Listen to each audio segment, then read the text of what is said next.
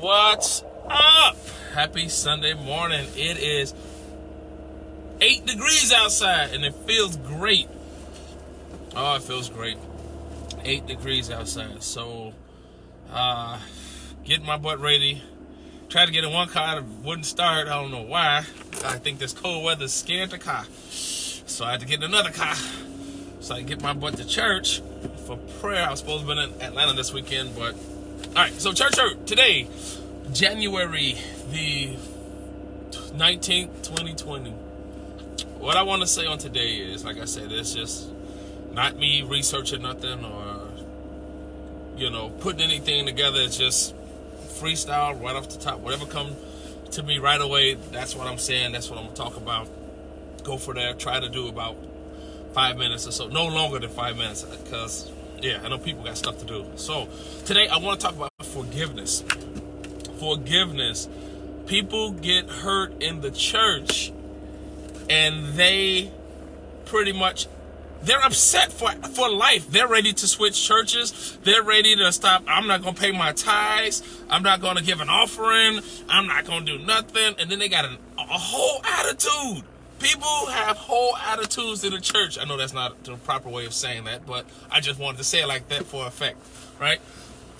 And you know what? The pastor said this. He was talking about me. The pastor probably don't even know your situation, but when the Spirit of the Lord gives him a word to say to you or to say to the congregation, then he speaks it, and it just so happened that it meant something to you, right? So that's what happens. Almost every sermon that is spoken in some way, form, or fashion, it will relate to you, right?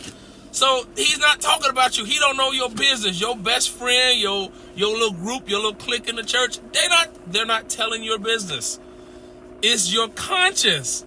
It's your spirit. It's the good person that's on the inside of you that's telling on you. It's telling on you. Why?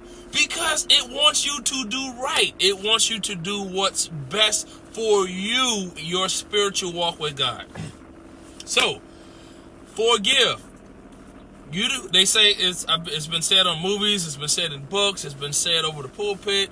You forgive people not for them, but for you. Why? Because while they're at home sleep, they're not thinking about it. You're at home, you can't sleep, you're bothered by it, and when you see them, you got your little extra think you all that. Is there a problem? No, there ain't no problem. Well, since you said that this is the problem, and then you get your little attitude and the neck start rolling and all that extra stuff, right? I'm not doing that in 2020, y'all. We're going to do some better things. So forgive. It's so important to forgive. Forgive your parents, forgive your children, forgive your siblings, forgive your friends, forgive your church. It's so easy to do. Just forgive. I apologize. And if you do something wrong, fess up to it. Own it.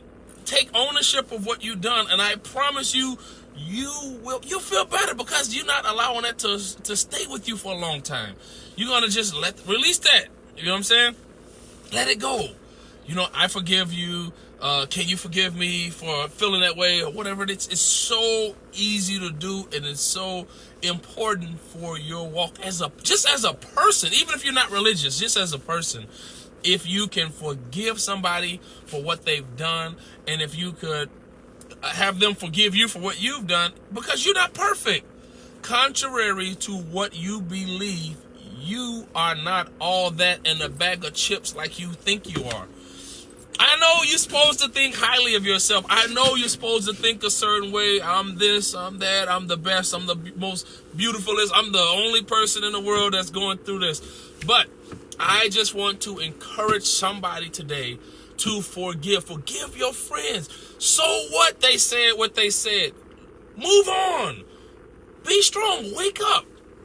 That was yesterday. That was last year. That was 20 years ago. Call somebody. I challenge each and every one of you to call somebody that knows they need forgiveness and just say, you know what? let's squash it right now. I forgive you. I love you. And it's okay to love. It's okay to love. It don't make you less of a man. It don't make you less of a woman.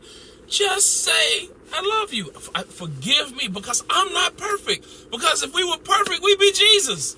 If we were perfect, we'd be God. We mess up. And the important thing is to know that when I mess up, I can apologize and just move right along, like nothing ever happened. But when I mess up, and if I leave it, like nothing ever happened, and say, you know what? Well, I ain't got to say, no, let that attitude go. With this, right now in the life that we're living, it is so important for us to have our family, so important for us to have our friends. So we must forgive them. Let them old relationships go, those things where people don't want to forgive you, you got to let them go. The Bible talks about that in Matthew's 18th chapter, around the 35th, 36th verse, something like that. If you don't get it, let me know. I'll find it and I'll give it to you right away. But that's all. It's been long. I don't like doing long segments, because I'll be on this thing for a whole hour just running my mouth. But I just want to encourage somebody today to forgive. All right? God bless you. Go to church. Go to somebody's Sunday school. Go to prayer. Go to somebody's church somewhere. Don't just watch it on TV. I know it's 8 degrees in Chicago, but go to somebody's church and get you a good Bible church, and have a good day. God bless you all.